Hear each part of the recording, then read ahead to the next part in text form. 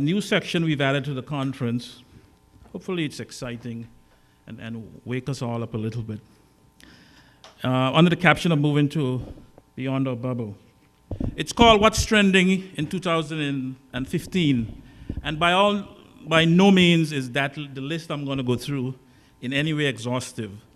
There are tons of things that are happening. I chose these out of my own selfish reasons, but I think most of them are issues that are going to happen this year, develop further on, that we as a country and businesses and as a government will have to respond to. Some of them are going to create opportunities, some of them are going to create stress. But needless to say, they're going to happen, I suppose. The first one, and don't go too fast, I'll try and move quickly. The first one is, there's word out there there's a 7-year itch. And the last downturn was 2008. Is another one around the bend. And if you think this is not true, if you go back and you look from 93 up and down, you go backwards even further.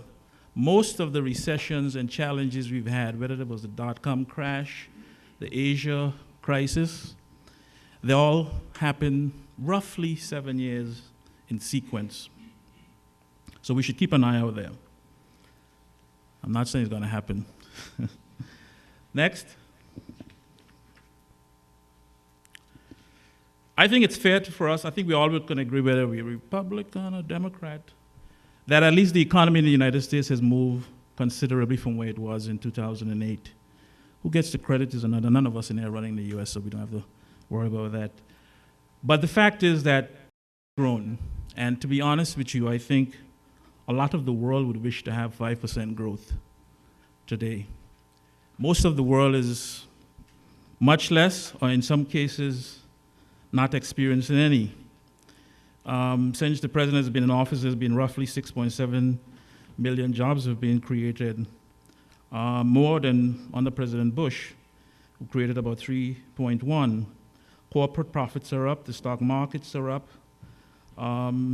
Last year, for example, the Standard & Poor's 500 achieved at least almost 12% in growth. Other market, the Dow Jones, similarly 7.5%. And there's no reason on the horizon for us not to expect that the US economy will not continue to grow. As a matter of fact, projections say that 2016 should also be a very strong year. What does that mean for us? They are our major trading partner, particularly in the area of tourism, and we hope that some of that wealth and feeling good will translate as it did over the holidays in our tourism and beyond that. Next. The price of oil has been going down from June last year, a little over $100 a barrel, to now I think it's under 50. What does that mean for US consumers? I think I read somewhere it means, to date at least, an extra $150 billion that consumers will have to spend on other things other than fuel and gasoline prices. Again, I expect that some of that would translate into one of the areas that we have a little cistern to catch some water in, tourism. And hopefully we've positioned and cleaned the spouts that when the rain starts to fall as it is, that we can catch some. Consumers certainly are feeling very positive about this, and we all expect that it would continue. Next. Not all the spots are bright. Europe continues to be a challenge in terms of growth. Even Germany, which is the largest economy in Europe, that has been pulling Europe post the downturn, itself has reached very little growth over the last 2 quarters. I think the only economy in Europe beyond some of those in the northern part, in the Scandinavian countries that are making some movement particularly, would be the UK, where I'm sure the Prime Minister would love to say he's moved that dial too. But beyond that, Europe is really a challenge. It's something that we have to keep an eye on because we also expect Europeans to come to the BVI. I mentioned the UK. Fortunately, their numbers are looking a bit better, and we are doing a lot more things there. But places like Italy that we've traditionally gotten, or visitors from, particularly in the summer months, Italy continues to struggle. We are looking at, which we'll talk a little bit later on about, some things we are looking at doing in France at a tourism level. But similarly, Europe as a region continues to be quite it continues to struggle. Next. Deflation fears. And you ask probably why the devil did he put that up there. You're sensing in the world that there's a great fear about deflation. The Japanese economy went through 10 years, and probably some people say it's still going through deflation consideration. And you wonder why is it important? What happens in a deflationary period, very simply, without becoming arcane about economics, is people anticipate that prices are going to fall, and hence we hold off on our purchases. What does that do? It means that instead of purchasing and driving the economy, I keep waiting, and the economy keeps getting to be a challenge. It's a fear that's in Japan, as I mentioned. It's certainly beginning to be very seriously developing in Europe. And what does that mean, say, for the US? If Europe continues to struggle, then they wouldn't be trading as much with the US, so it could become a drag on the US economy in terms of that 5% growth that we talked about. That can begin to go backward, adding concerns for us. I'm being selfish here. Next. Who would have thought, I remember as a kid growing up in the Carter administration and the challenges with the oil prices, who would have thought in 2015 the US would have been in a position of becoming a major exporter of oil? What's the relevance of that? The relevance of that is that the US, as a result of that, and I'm being selfish again, we trade with them. As a result of that, they can be a little bit more challenging in which areas of the world they get involved in terms of wars and what have you, because they don't have to always be worried about oil. And I think that too is one of the reasons why the price of oil is falling as much as it has. Next. Yes, the Republicans control both houses of the Congress. There's nothing we can do about that. For us, in some ways, it's good, because it means that we are like Barack, but he has a problem with us in terms of our financial services. Let's be straight up about it. But certainly nothing's going to come out of Boehner's House or Mitch McConnell's Senate. So that's a good thing in some ways. And hopefully they do some things continue to do some things about the economy. The president has 2 years left in his cycle. Going back to the Republican thing is interesting, actually, because if you follow him from the time the elections of the 4th of November, actually, he's kind of a new man, actually. And he is because, in some ways, let's be frank, he's being liberated. He doesn't have to just deal with what Reid and Pelosi want. He now can probably be a little bit more adventurous. And we're beginning to see that. Cuba didn't just happen. He didn't wake up one morning and say, let's do something there. So he's becoming a bit more adventurous, and he's going to probably do some things that he thinks he needs to get done. Needless to say, he's obviously looking at his legacy. Next. This is an interesting one. And for those of you who have not gotten a copy, I went up to Canada for Christmas. Don't ask me why did I go to Montreal for Christmas.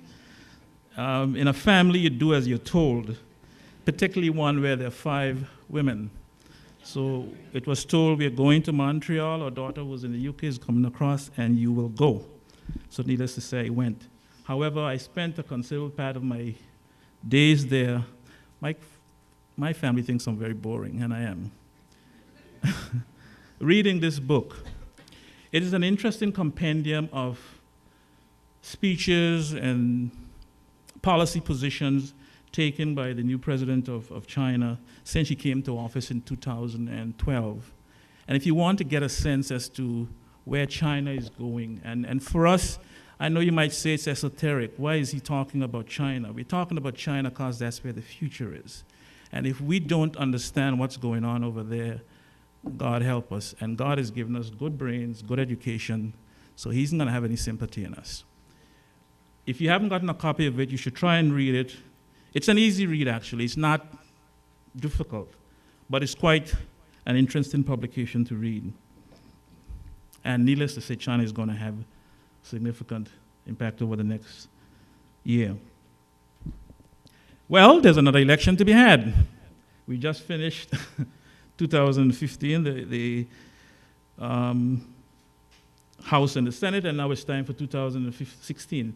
Needless to say, there's lots of debate going on about what's going to happen, and who's going to run and who is not going to run. Why did I put this collection together? I was interested in reading that Mitt Romney's considering going again. Jeb Bush, the Bush is back. Biden, whether he's going to go or not, Hillary clearly has a commanding position.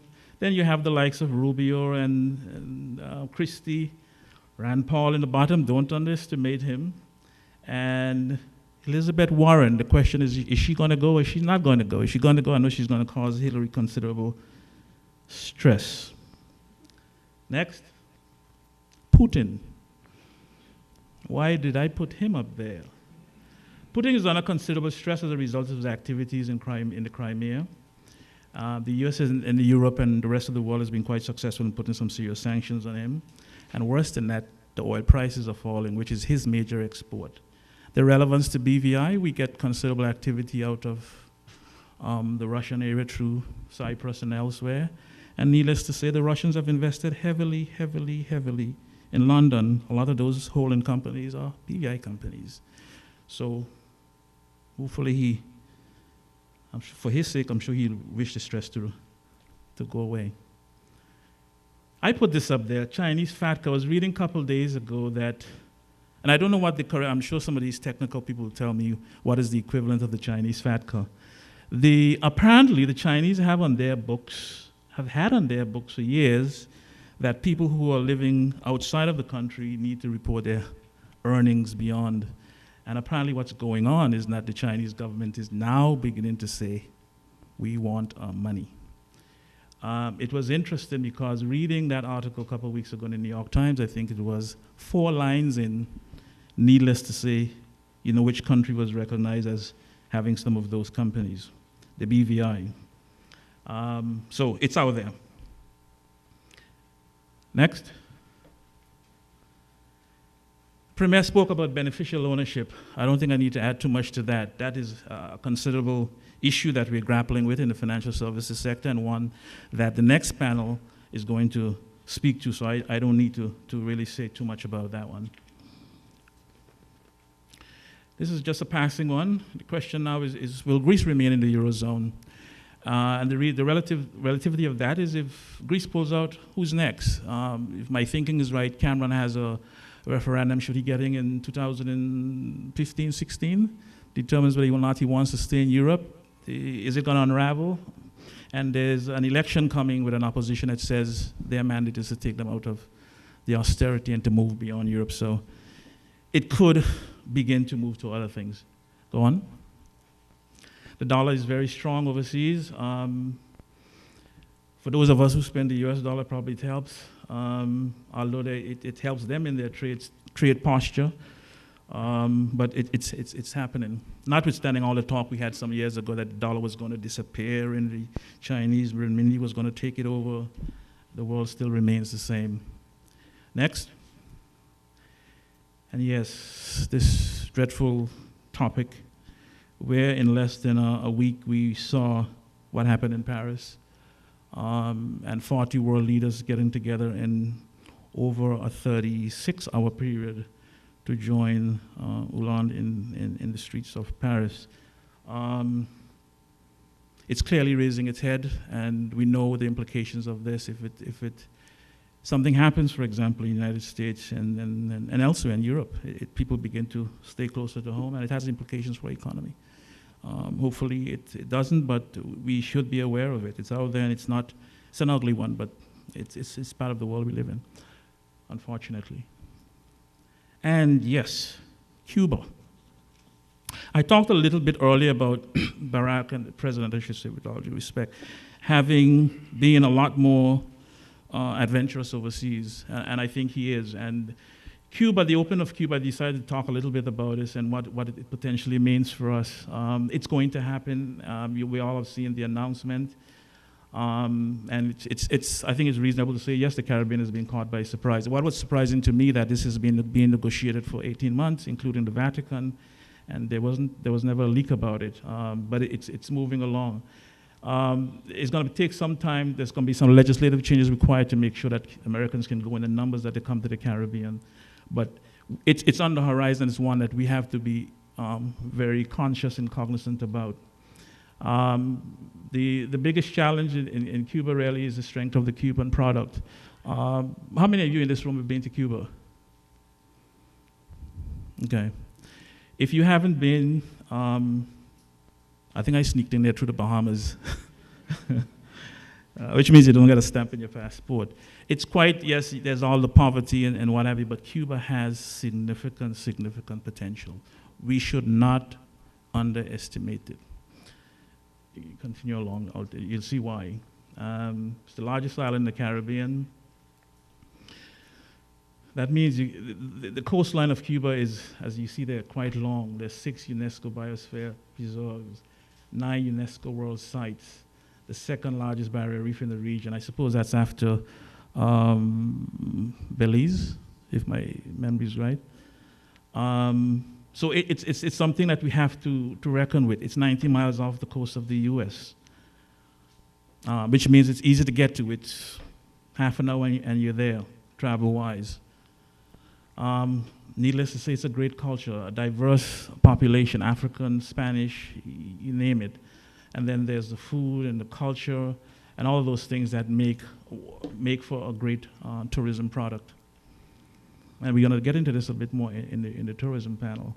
And the government, too, is making some changes of their own in terms of attracting investors into.